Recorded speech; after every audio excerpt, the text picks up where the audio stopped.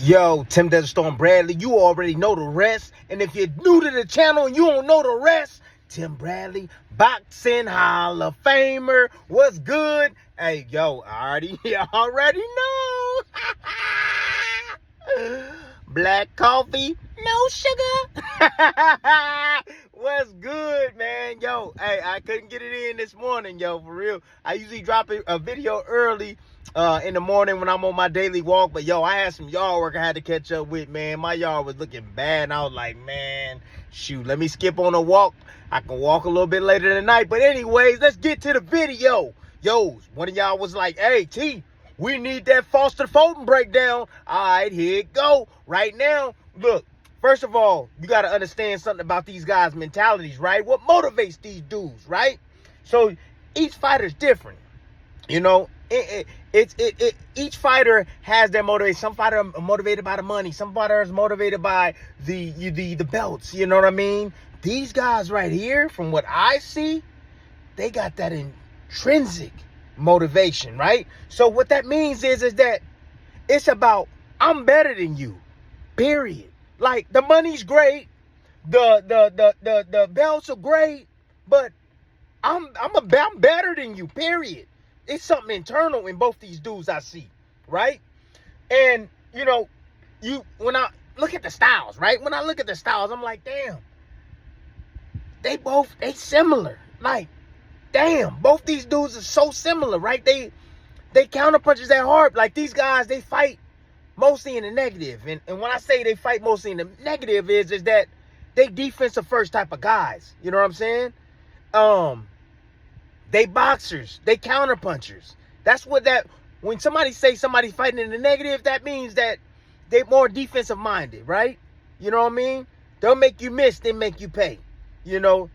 And somebody say somebody fights in a positive all the time, that's somebody like Pitbull Cruz, who come forward, who's aggressive, you know, like a Brandon Rios, you know, guys that's attacking all the time, right? Attacking. Those are fighters that fight in the positive, right? But these fighters right here that I'm talking about, Fulton and also Foster, they can also fight in the neutral. And what that means, Tim, fighting the neutral, man, they can be whatever they need to be.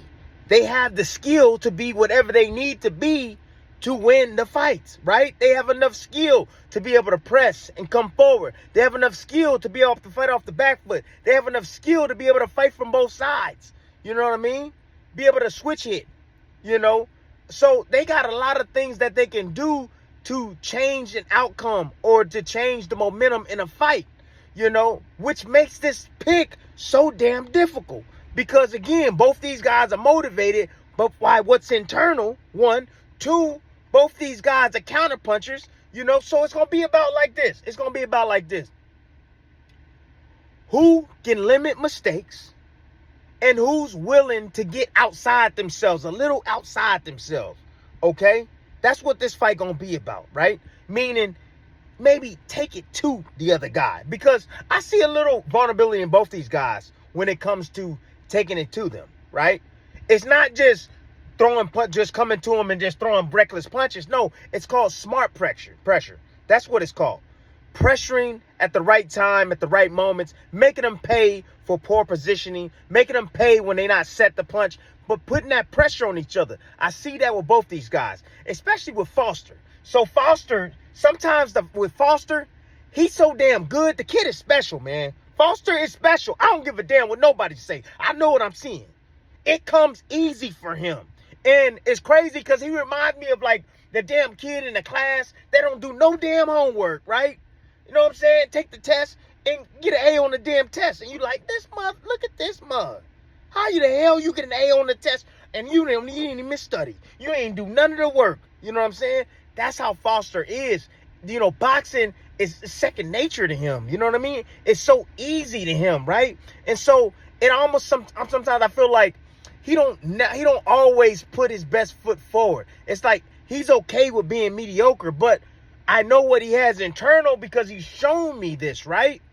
You know, is that when push comes to shove, when it's all on the line, he raises his game. Yeah, he a straight dog. That's what he is. Foster's a straight dog. Yeah, Stray dogs, they show up anytime they want, right? That's what a stray dog does. Show up anytime they want. Foster is one of those guys that show up at the right damn time, anytime he want. He has the ability, man, the sweetness to be like a Shakur, where he making you miss and controlling distance. And then he can be on the hunt and trying to pinpoint shots, you know what I'm saying, with superior accuracy and also with punching power, you know. But let's talk about Fulton too. You know what I'm saying? Fulton can fight a disciplined fight. So, you know, I went back and I watched him against, you know, Figueroa, you know what I'm saying? And when he stays behind his jab and not lunge with his punches, but keep his feet underneath him with his jab, he's quick. This dude did it in Timberlands too. Gangster did it in Timberland boots. Man, come on, dude. You know what I'm saying? Shit. I talk about, hey, wearing Timberlands and a tank top. Some of y'all know what I'm talking about. But damn, fighting with some damn Timberlands on, bro. I damn sure respect you. You gangster. That's for damn sure. But anyways, back to the point. When he stays underneath himself, right? And he stays disciplined with his boxing, he can become a nightmare because the combination between the offense and defense is fire. You know what I'm saying? Unlike when you have Foster, who will let 5, 6, 7 punches, you know what I'm saying, unanswered punches. No, they touching his glove or he's stepping out of the way of it, you know what I'm saying, before he counters. Fulton is more like, you gonna move, bop, bop. He coming right back with his offense. You know what I'm saying? So that Fulton's gonna have to show up in this fight. You know what I'm saying? Because it could boil down to who can make who pay, you know, when they make mistakes, you know. And also, you got to take into account when you're making this pick it is on a PBC card. And, you know, as much as I, you know, love everybody attached to this game, man, look, hey, I've seen some home cooking. You know what I'm saying? So if this fight is close, it could go to Fulton, right? It could. You know, just like you had the Conseil Sal fight, right?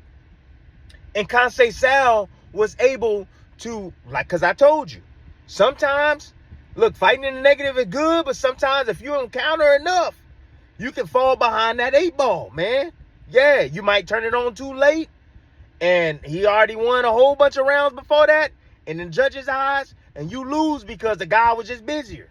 You know what I'm saying? So I've seen that with Foster, you know. He got outworked. So, look, my pick, it's a tough one. I'm not going to lie. But I'm going to go with the stray dog.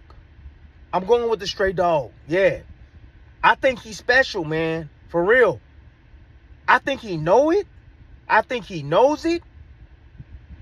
But damn, I don't know why it takes somebody to bring it up out of him. I don't know why. And I'm hoping that Fulton, you know, bring it, you know, and bring that intensity and that pressure. Because if he does that, I truly believe we can see something special, guys. I really do, man. Even with this black-on-black crime, which is, to me, the worst damn crime there is. Because it can get ruthless, man. Hey. hey, Ninja. Yeah. I'm better than you, and I'm going to show you. But anyways, man, that's my thoughts. It's going to be a hell of a fight, you know. But that's my time. And I'm out.